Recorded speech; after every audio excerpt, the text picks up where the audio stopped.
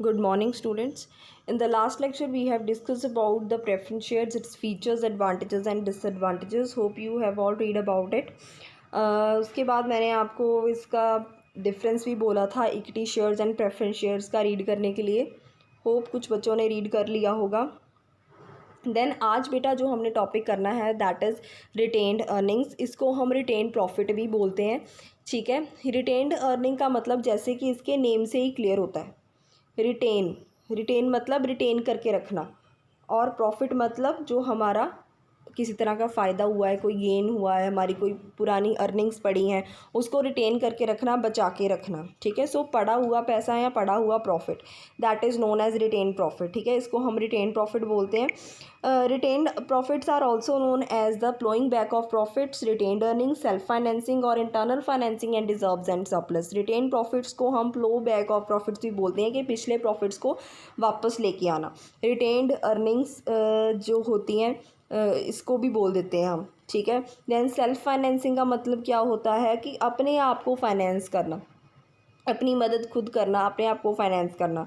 Internal financing भी बोलते हैं, रिजर्व्स एंड सरप्लस भी बोलते हैं इसको हम. ठीक है, अब इसका सेल्फ फाइनेंसिंग और रिटर्न अर्निंग्स का सिंपल वे में अगर मैं आपको मीनिंग समझाऊं क्या होता है. देखो, जैसे कि आपके घर में मदर एंड फादर जो हैं अपनी जब सैलरी लेके आते हैं तो वो कुछ ना कुछ उसमें से सेव करते हैं.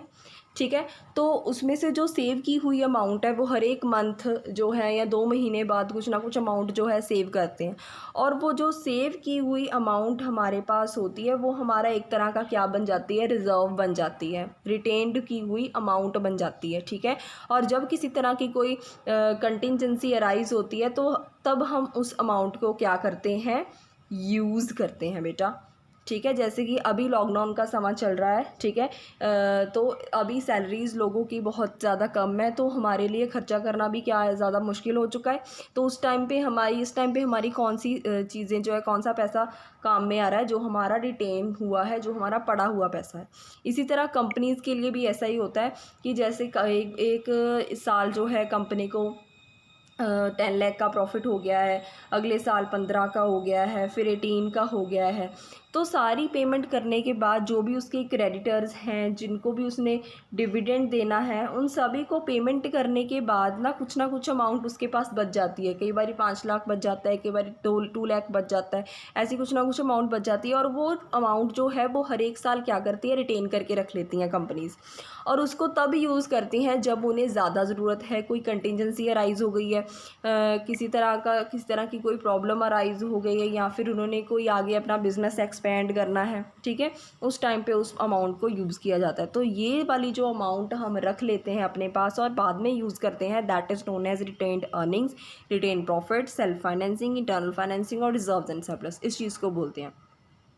रिटेन्ड अर्निंग्स जो है, देखो आगे क्या लिखा है, ये लाइन को अंडरलाइन कर लो. Retained earning refers to the undistributed profits after payment of dividend and taxes. के जब हमने डिविडेंड लोगों का पे कर दिया है, जिन्होंने हमारी कंपनी में इन्वेस्ट किया था, उनको हमने साथ साथ रिटर्न दे दी है, टैक्स पे कर दिया है, उसके बाद जो अमाउंट बच जाती है, जो प्रॉफिट्स बच जाते हैं, अनडिस्ट्रीब्यूटेड प्रॉफिट्स जो बच जाते हैं, जो हमने आगे डिस्ट्रीब्यूट नहीं किए, जो अपने लिए बचा के रखे हैं, that is known as retained earning. उस अर्निंग को हम यूज़ करते हैं एक्सपेंशन के लिए, ग्रोथ के लिए. ठीक है, ये इंपॉर्टेंट सोर्स बनती है फाइनेंस का. It is internally generated. इसको इंटरनली जनरेट किया जाता है, कंपनी के अंदर से जनरेट किया जाता है. कंपनी की खुद की फाइनेंसिंग है, वो खुद को पैसा दे रही है. ठीक है, तो ये होती है रिटेन्ड अर्निंग्स. उसके बाद है, देखो, फीचर्स ऑफ रिटेन्ड अर्निंग. अगर आपको मीनिंग पता चल गया है तो आप इसके फीचर्स भी इजीली बना सकते हो.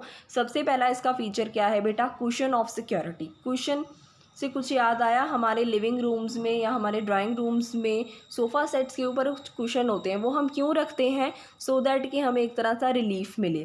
तो ये जो हमारी रिटेन्ड अर्निंग है, ये भी हमें क्या प्रोवाइड करती है, एक तरह का रिलीफ प्रोवाइड करती है फ्रॉम द प्रॉब्लम्स. कौन सी प्रॉब्लम्स की बात हो रही है यहाँ पे, जो हमारी मनी रिलेटेड प्रॉब्लम्स हैं, उनसे हमें क्या प्रोवाइड करती है, एक तरह का रिलीफ प्रोवाइड करती है। ठीक है, अगर हमें किसी तरह की आगे सिचुएशन ऐसी फेस करनी पड़ जाती है जहाँ पे हमें ज़्यादा फंड्स की ज़रूरत होती है, तो वहाँ पे कौन सी अमाउंट हमारी काम आती है, रिटेन्ड अर्निंग्स काम आती है। Clear. So retained earnings are considered as a cushion of security because they provide support in the time of adversity. के हमारा जो एडवर्सिटी है, जो हमारा बुरा समय चल रहा है, एडवर्स सिचुएशंस चल रही हैं, उस टाइम पे ये हमें सपोर्ट प्रोवाइड करती हैं। उसके बाद है funds for new and innovative projects. अगर हमने कोई न्यू प्रोजेक्ट लगाना है कंपनी में, कोई न्यू प्लांट एंड मशीनरी जो है इंस्टॉल करनी है, कोई न्यू बिल्डिंग खरीदनी है, कोई न्यू प्रोडक्ट्स लॉन्च करने हैं, तो उन चीज़ों में, उन प्रोजेक्ट्स में हमारी कौन सी चीज़ काम आती है, हमारी रिटेन्ड अर्निंग काम आती है। ठीक है। उसके बाद है medium term and long term finance. अगर हमें 5-6 सालों के लिए या फिर 15 सालों के लिए अगर फाइनेंस चाहिए, ज़्यादा टर्म के लिए फाइनेंस चाहिए, तब हम किसको प्रेफर करना चाहिए, हमें अपना जो पड़ा हुआ प्रॉफिट है उसको प्रेफर करना चाहिए। क्योंकि अगर हम बाहर से फाइनेंस लेते हैं 5 साल के लिए, अगर लॉन्ग टर्म के लिए ले रहे हो, 15-20 सालों के लिए ले रहे हो, तो उसके ऊपर हमें बेटा जो इंटरेस्ट होता है वो भी ज़्यादा देना पड़ता है। ठीक है, अगर डिविडेंड देना पड़ता है वो भी हमें ज़्यादा देना पड़ता है। तो इसलिए हम क्या प्रेफर करते हैं कि हम बाहर से पैसा ना लें, अपना जो है रिटेन्ड प्रॉफिट जो है उसको यूज़ कर लें। ठीक है। उसके बाद है कन्वर्जन इनटू ओनरशिप फंड। कई बार हम क्या करते हैं, जो हमारा पड़ा हुआ पैसा है उसको हम मनी की फॉर्म में ही रखते हैं, और कई बार क्या करते हैं, अगर हमें लगता है कि ये वाले पैसे हमारे इतने यूज़ में नहीं आ रहे, हमने आगे कोई एक्सपेंशन नहीं करनी, तो कंपनी क्या करती है, वो जो उसका रिटेन्ड प्रॉफिट होता है ना, उसको भी शेयर्स की फॉर्म में कन्वर्ट कर देती है। और वो शेयर्स जो है वो किसको इशू कर देती है, जो उसके ऑलरेडी बने हुए शेयर होल्डर्स होते हैं उनको इशू कर देती है। ठीक है। मान लो मेरी कंपनी में 10 लोगों ने 5-5 लाख या 10-10 लाख जो है इन्वेस्ट किए हैं। ठीक है, मेरी कंपनी है, उसमें 10 लोगों ने इन्वेस्ट किए हैं पैसे। ठीक है, मेरे पास 50,000 की अमाउंट पड़ी है, तो मैं उस 50,000 को भी शेयर्स की फॉर्म में कन्वर्ट करके अपने जो पहले वाले शेयर होल्डर्स हैं इनको इशू कर दूँगी। क्लियर। सो इस तरह से कन्वर्जन की जाती है रिटेन्ड अर्निंग की ओनरशिप फंड्स में। ठीक है। उसके बाद आ जाती हैं इसके मेरिट्स और एडवांटेजेस। अगर अब आप खुद सोचो कि जो आपके पास पड़ा हुआ पैसा है उसके आपको क्या एडवांटेजेस होंगे। सबसे पहला एडवांटेज तो आपको ये होगा कि ये हमारा डिपेंडेबल सोर्स बन जाएगा, क्योंकि ये हमारा खुद का सोर्स है, हमारा इंटरनल सोर्स है। ठीक है, हमें बाहर से सोर्स ऑफ फाइनेंस जो है वो नहीं ढूंढने पड़ेंगे, हमें बाहर से अमाउंट जो है उठानी नहीं पड़ेगी, हमें इन्वेस्टर्स की मिन्नतें नहीं करनी पड़ेंगी। ठीक है। उसके बाद है नो कॉस्ट, क्योंकि हम अपनी फाइनेंसिंग कर रहे हैं, खुद ही अपनी फाइनेंसिंग कर रहे हैं, खुद का पैसा यूज़ कर रहे हैं, तो इस केस में हमें कॉस्ट भी नहीं पड़ती, हमें ज़्यादा एडवर्टाइजिंग भी नहीं करनी पड़ती कि हाँ जी भी मेरा प्रोडक्ट बहुत अच्छा है, मेरा प्रोडक्ट बहुत अच्छा चलेगा, इसलिए प्लीज़ आप मेरे कंपनी में इन्वेस्ट करो, मेरे प्रोडक्ट पे पैसा लगाओ, मुझे स्पॉन्सर करो, सो दैट कि मेरा प्रोडक्ट जो है वो आगे ज़्यादा बिके।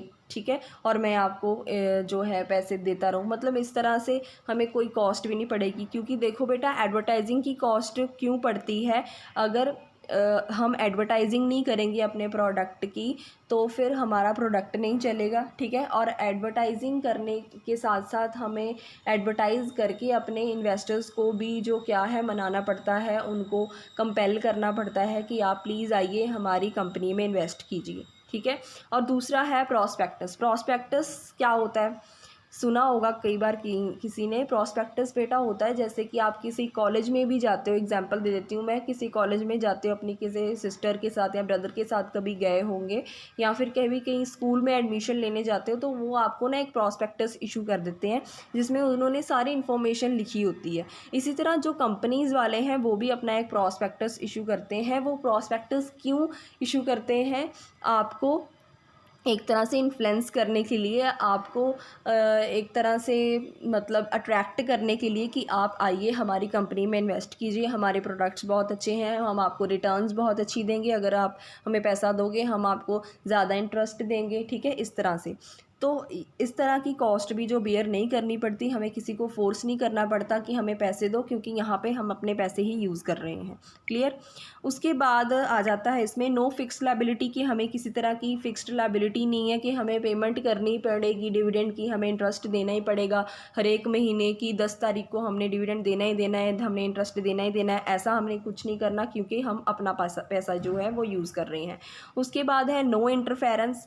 अगर हम शेयर्स की फॉर्म में किसी को पैसा जो है वो दे रहे हैं, ठीक है, शेयर्स की फॉर्म में किसी को पैसा जो है वो दे रहे हैं, सॉरी दे नहीं रहे, पैसा ले रहे हैं बट शेयर्स किसी को दे रहे हैं। मैंने उस दिन समझाया था कि जैसे मैं कंपनी हूँ और ये एक पर्सन है, इसको हम अगर शेयर्स इशू करते हैं कंपनी के, तो ये हमें क्या देते हैं, मनी दे देते हैं। अब ठीक है, तो अगर हमने किसी को शेयर दिए हैं और उसने हमें पैसा दिया है, तो वो पर्सन जो है वो हमारी कंपनी का शेयर लेके हमारी कंपनी में एक तरह का पार्टनर बन जाता है, हिस्सेदार बन जाता है।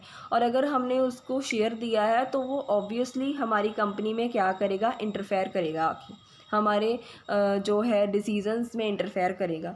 तो अगर हम अपना पैसा खुद यूज़ कर रहे हैं, तो कोई बाहर वाला पर्सन जो है वो आके हमारी कंपनी में अपने फ़ैसले नहीं सुना सकता, इंटरफेरेंस नहीं कर सकता, क्योंकि हमने उसको शेयर्स ही नहीं इशू किए हैं, क्योंकि हमने उसका पैसा लिया ही नहीं है। ठीक है, तो ये इसमें आ जाता है। उसके बाद है नो सिक्योरिटी। अगर हम बाहर से पैसा लेते हैं तो हमें किसी तरह की सिक्योरिटी रखनी पड़ती है, कोई चीज़ गिरवी रखनी पड़ती है लोन्स लेने के लिए। तो यहाँ पे क्योंकि हम अपना पैसा यूज़ कर रहे हैं, सो हमें किसी तरह की सिक्योरिटी यहाँ पे नहीं देनी पड़ती। दूसरी बात ये आती है, लास्ट पॉइंट बेटा बहुत इंपॉर्टेंट है आपका यहाँ पे, दैट इज़ गुडविल। गुडविल का मतलब होता है, देखो क्या होता है गुडविल का मतलब, रेप्यूटेशन। ठीक है, रेपुटेशन, बहुत अच्छी रेपुटेशन होना। कई कंपनीज जो होती हैं उनकी बहुत अच्छी रेपुटेशन होती है। जैसे आप कई ब्रांड्स भी यूज़ करते हो, क्यों यूज़ करते हो, क्यों वो एक जो है प्रोडक्ट वो क्यों अच्छा एक ब्रांड क्यों बनता है, क्योंकि उसकी रेपुटेशन जो होती है वो बहुत ही ज़्यादा हाई है।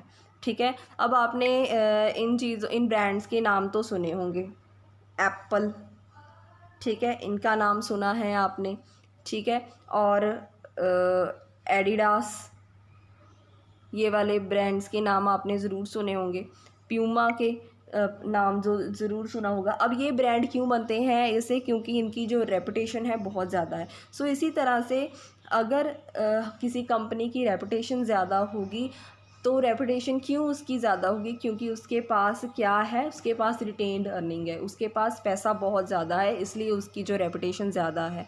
ठीक है, अंबानीज़ की रेपुटेशन बहुत ज़्यादा है, क्योंकि उनके पास क्या है, उनके पास ये है, पैसा है। अगर हमारे पास ज़्यादा रिटेन अर्निंग्स होगी तो हमारी रेपुटेशन भी ज़्यादा होगी, और हमें आगे जाके किसी की मिन्नतें नहीं करनी पड़ेगी कि हाँ आओ हमारी कंपनी में इन्वेस्ट करो। हम अल्टीमेटली अपना फाइनेंस जो है अपने ऊपर लगा लेंगे। कंटिजेंसीज अगर अराइज़ होगी, कोई आगे जाके कोई मुसीबत आएगी, तो वो हम खुद ही फेस कर लेंगे। ठीक है, उसके बाद बेटा आपका आ जाती है इसमें डिसएडवांटेजेस के, अगर हम पैसा अपना रखा हुआ यूज़ कर रहे हैं तो उसकी डिसएडवांटेजेस हमें क्या होंगी। सबसे पहले क्या है, केयरलेस यूज़ करेंगे। अब हम उसका केयरलेस यूज़, अब ये कैसे होगा, अगर तो आपने उधार पे पैसा लिया है किसी से, तो आपको पता है कि आप बड़ी मुश्किल से आपने किसी से उधार से पैसा लिया है, उधार पे लिया है पैसा, और आप उसको जो है टाइमली इंटरेस्ट दे रहे हो, तो आप अपने ऊपर ना एक तरह से ज़िम्मेवारी ले लेते हो कि अगर मैंने उधार पे पैसा लिया है तो मैं उसका जो है अच्छा यूज़ करूँ, उसका एडिकेट यूज़ करूँ। ठीक है, उससे जो है ज़्यादा से ज़्यादा पैसे कमाने की कोशिश करूँ, उन पैसों से और पैसा बनाने की कोशिश करूँ, सो दैट कि मैं इंटरेस्ट जो है वो टाइमली दे पाऊँ। बट अगर हम अपना ही पैसा यूज़ करें, आपको पता है कि हाँ भाई मेरा पैसा पड़ा था मैं वही यूज़ कर रहा हूँ, तो हम उसका केयरलेस वे से यूज़ करते हैं, हम उसको अच्छी तरह से यूज़ नहीं करते। हम अनप्रॉफिटेबल इन्वेस्टमेंट प्रपोजल जो है वो एक्सेप्ट कर लेते हैं, जहाँ से हमको पता ही नहीं लगता कि यहाँ से प्रॉफिट होगा भी और नहीं भी होगा, हम उठाकर अपना पैसा वहाँ पे लगा लेते हैं। ठीक है, सो ये चीज़ें हो जाती हैं। उसके बाद है डिससेटिस्फैक्शन अमंग शेयर होल्डर्स।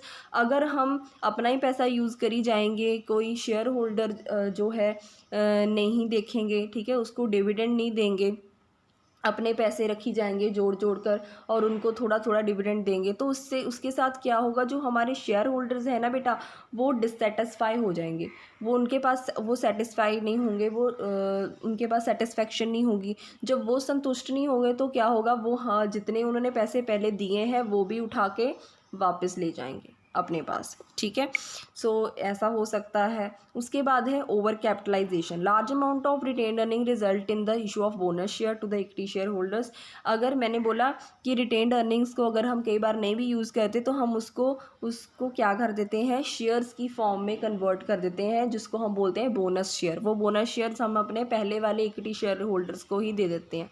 तो उसके साथ क्या होता है, ज़्यादा पावर जो है उनके हाथ में चली जाती है और जिसके साथ ओवर कैपिटलाइजेशन हो जाती है, हमारे पास ज़्यादा पैसा आ जाता है, वो पैसा हमने क्या करना है, वेस्ट ही होता है, फिर कहीं अच्छी जगह नहीं यूज़ होता।